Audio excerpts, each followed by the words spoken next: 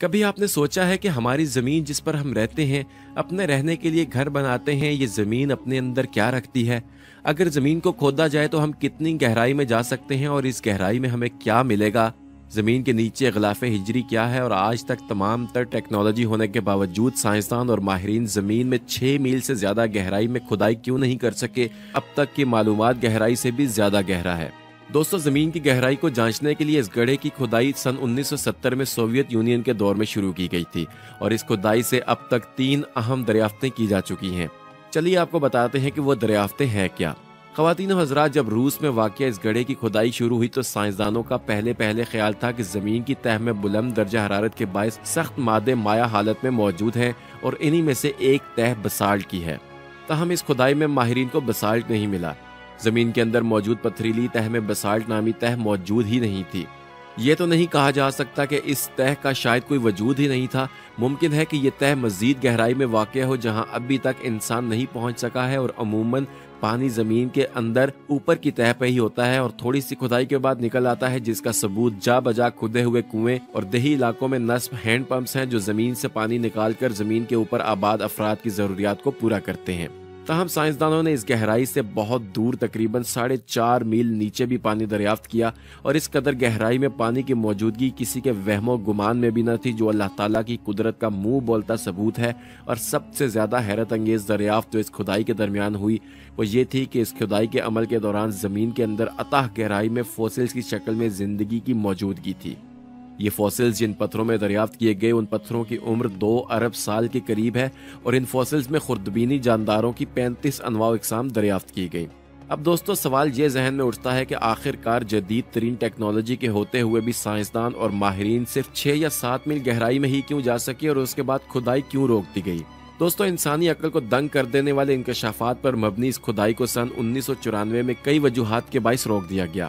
پہلی وجہ تو زمین کی تہہ کا ناقابل برداشت درجہ حرارت تھا جو 180 ڈگری سینٹی گریڈ پر تھا۔ اس کے علاوہ جیسے جیسے کھدائی ہوتی گئی ویسے ویسے زمین کے اندر پتھروں کی کثافت یا مضبوطی میں اضافہ ہوتا گیا، اور کھدائی کرنے والوں کا کہنا تھا کہ مزید گہرائی میں ڈرلنگ کرنا بالکل بھی ممکن نہیں تھا۔ دوستو، یہی وہ غلاف ہجری ہے جس کے بارے میں ہم نے ویڈیو کی شروعات میں سوال کیا تھا کہ زمین کے اندر غلاف ہجری کیا ہے، یعنی پتھر کی صورت میں اللہ تعالیٰ نے ایک غلاف کریٹ کیا ہوا ہے جس کے بعد مزید نیچے جانا فی الحال ممکن نہیں ہے، اور جدید ترین آلات اور طاقتور مشینوں کے باوجود 6 یا 7 میل سے زیادہ گہرائی میں سائنسدان ابھی تک نہیں جا سکے ہیں، کیونکہ اس کے نیچے جو اللہ تعالیٰ نے چٹانوں کی صورت میں غلاف بنا دیا ہے اس کو توڑنا ناممکن ہے۔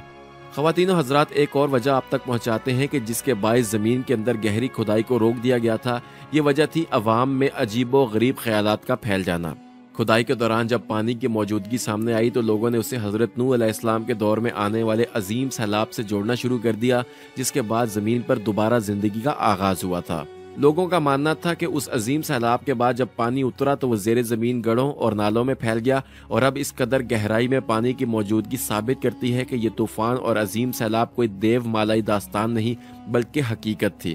کھدائی کے اس عمل کے دوران ماہرین کے دلوں میں بھی ایک خوفناک مفروضہ بیٹھ گیا تھا جو کافی انوکھا اور کسی حد تک خوفزدہ کر دینے والا تھا۔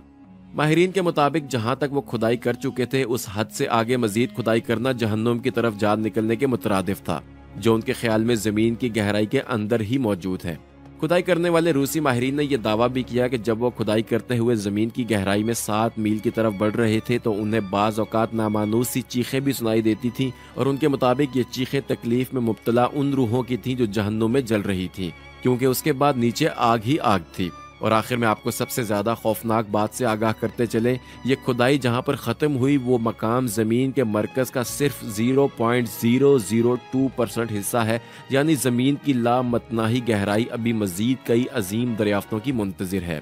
کیا معلوم انسان اس قابل ہے بھی یا نہیں کہ اسے دریافت کر سکے۔ خواتین و حضرات، تحت الثری یعنی زمین کی تہہ کیا ہے اور اس کے بارے میں اسلامی عقائد کیا ہیں وہ آپ تک پہنچاتے ہیں۔ کچھ ضعیف احادیث ہیں کہ جن میں رسول پاک صلی اللہ علیہ وآلہ وسلم سے سوال کیا گیا کہ زمین کس چیز پر ہے۔ حضرت ابن عمر رضی اللہ تعالیٰ عنہ سے روایت ہے کہ آپ صلی اللہ علیہ وآلہ وسلم نے جواب دیا پانی پر۔ پھر آپ سے پوچھا گیا کہ کیا آپ کے علم میں ہے کہ پانی کس پر ہے، تو آپ صلی اللہ علیہ وآلہ وسلم نے فرمایا سبز چٹان پر۔ फिर अर्ज किया गया कि आपको यह भी मालूम है कि ये चट्टान किस पर है, तो आप सल्लल्लाहु अलैहि वसल्लम ने फरमाया मछली की पुष्ट पर जिसके दोनों किनारे अर्श से मिले हुए हैं। अर्ज किया गया आपके इल्म में है कि मछली किस पर है, तो आप सल्लल्लाहु अलैहि वसल्लम ने इरशाद फरमाया एक फरिश्ते के कंधे पर जिसके कदम हवा में हैं। हजरत इब्ने उमर रज़ियल्लाहु ताला अन्हु फरमाते हैं कि चौथी ज़मीन के ऊपर और तीसरी ज़मीन के नीचे जिन्नात हैं, और अगर ये तुम्हारे सामने ज़ाहिर हो जाएं तो उनकी कसरत तादाद की वजह से उनके साथ सूरज की कुछ रोशनी ना पाओगे। इनमें हर जाविये पर खुदा की मोहरों में से एक मोहर है, और हर मोहर पर फरिश्तों में से एक फरिश्ता मुकर्रर है। खुदा के पास जो फरिश्ते हैं उनमें से हर रोज़ हक ताला एक फरिश्ता भेजते हैं ताकि जो कुछ तेरे पास है उसकी हिफाजत करे। हज़रत इब्ने अमर बिन अल-आस रज़ियल्लाहु ताला अन्हु से रिवायत है कि रसूलुल्लाह सल्लल्लाहु अलैहि वसल्लम ने इरशाद फरमाया हर ज़मीन के और जो उससे मिली हुई ज़मीन है उनके दरमियान 500 साल का फासला है। और कुछ दीगर सहाबा कराम फरमाते हैं कि हक ताला ने ज़मीन को मछली पर पैदा फरमाया है, और ये वही मछली है जिसका जिक्र अल्लाह ताला ने सूरह कलम में फरमाया है। और मछली पानी में है, और पानी एक चिकनी चट्टान पर है, और ये चट्टान एक फरिश्ते की पुष्ट पर है, और फरिश्ता एक चट्टान पर है, और चट्टान हवा में है। ख़वातीनो हज़रात, कुरान मजीद फुरकान हमीद में अल्लाह ताला ने ज़मीन के बारे में इशारा देते हुए सूरह तलाक में बस बात की है जिस आयत का मफ़हूम है अल्लाह ऐसा है जिसने 7 आसमान पैदा किए और उन्हीं की तरह ज़मीनें भी। इस आयत से इतनी बात तो वाज़िह तौर पर साबित है कि जिस तरह आसमान 7 हैं ऐसे ही ज़मीनें भी 7 हैं। फिर ये 7 ज़मीनें कहाँ कहाँ हैं, किस वज़ह और सूरत में हैं, ऊपर नीचे तबकात की सूरत में तह बतह हैं, या हर एक ज़मीन का मकाम अलग है। अगर ऊपर नीचे तबकात हैं तो क्या जिस तरह 7 आसमानों में हर आसमान के दरमियान बड़ा फासला है, इसी तरह एक ज़मीन और दूसरी ज़मीन के दरमियान भी फासला, हवा और फ़िज़ा वगैरह हैं या नहीं, या ये तबकात एक दूसरे से पैवस्ता हैं। कुरान मजीद इस बारे में खामोश है, और जो रिवायात हदीस इस बारे में आई हैं उनमें अक्सर अहादीस में आयमा हदीस का इख्तलाफ है। बाज़ इनको सही और साबित करार देते हैं और बाज़ को आयमा कराम मन घड़त और ज़ईफ़ कहते हैं। इसीलिए महफूज सूरत यह है कि इस पर ईमान लाएं और यकीन करें कि ज़मीनें भी आसमानों की तरह 7 हैं, और सबको अल्लाह ने अपनी कुदरत कामला से पैदा फरमाया है, और इतनी ही बात कुरान में बयान की गई है। लेकिन ख़वातीनो हज़रात, एक बात ज़रूर तय है कि इन चीज़ों की तख्लीक से अल्लाह ताला ने अक्लमंदों को गौर व फिक्र की दावत दी है, और जिन बातों का, जिन निशानियों का अल्लाह ताला ने कुरान पाक में जिक्र किया हुआ है उनमें सबसे पहले ज़मीन व आसमान की पैदाइश का जिक्र है।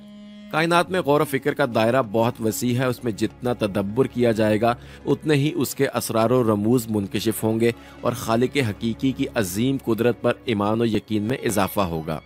आफाक में फैली हुई निशानियों में गौर व फिक्र की दावत देते हुए बाज़ ऐसे हक़ाइक़ भी कुरान करीम ने बयान किए हैं कि आज सदियाँ गुजरने के बाद साइंसी इल्म की तरक्की के दौर में नई तहकीकात और इंकशाफात के नतीजे में माहिरीन कुरान के बयान करदा हक़ाइक़ तस्लीम करने और उनकी सदाकत मानने पर मजबूर हुए हैं। ख़वातीनो हज़रात, इस कायनात में और ख़ुद इंसान की अपनी ज़ात के अंदर कुदरत की निशानियाँ कोई देखना चाहे तो वह तिब और साइंस की तरक्की और इस मैदान में होने वाली तहकीकात और नए नए इंकशाफात का मुतालिया करके और फिर कुरान पाक के बयान करदा हक़ाइक़ पर गौर व फिक्र करके उसकी अकल दंग रह जाएगी। अगर तासुब और हट धर्मी हाइल ना हो तो नामुमकिन है कि उन निशानियों पर गौर करने वाला खालिक कायनात की अज़मत और बड़ाई का इकरार करके उस पर ईमान ना लाए। अलगज़ अगर इस बहस को समेटा जाए तो ये मालूम होता है कि सारे जहानों का पैदा करने वाला एक अल्लाह है और वही इबादत का मुस्तहिक है, उसके अलावा कोई माबूद हकीकी नहीं है। और ये वो हकीकत है जिसकी दावत ना सिर्फ रसूलुल्लाह सल्लल्लाहु अलैहि वसल्लम ने अपनी उम्मत को दी,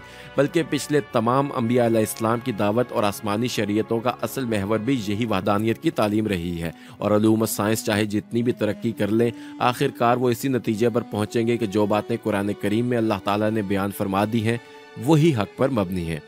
इसी बात पर पीप लाइफ के आज के वीडियो सेशन का इख्तिताम भी करेंगे। दोस्तों, अपनी आज की वीडियो में हमने आपको बताया कि ज़मीन के अंदर गुलाफ हिजरी किसे कहते हैं, ज़मीन के अंदर 6 मील से ज़्यादा गहराई में क्यों नहीं जाया जा सकता, और इसके बाद हमने आपको ये भी बताया कि रूस में जो आज तक दुनिया का गहरा तरीन गड्ढा खोदा गया है उससे क्या क्या दरियाफ्तें सामने आईं। अगर इस वीडियो से आपकी इन्फॉर्मेशन में इजाफा हुआ हो तो आप इस वीडियो को लाइक करके फेसबुक और व्हाट्सएप के जरिए ज़्यादा से ज़्यादा शेयर करें, और ऐसी वीडियोज़ मुस्तकबिल में भी हासिल करने के लिए रेड बटन पर क्लिक कर